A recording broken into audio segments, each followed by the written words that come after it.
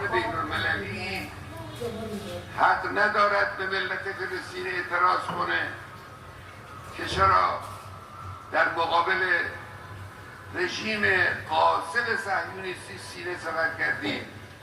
حق ندارن.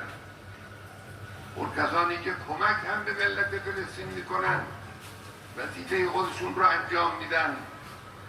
هیچ کسی بر اساس هیچ قانون بین المللی حق ندارد به ملت لبنان، به حزب الله لبنان اعتراض کنه که چرا شما از غزه، از قیام مردم فلسطین حمایت کردید. وظیفه اونهاست، باید میکردن.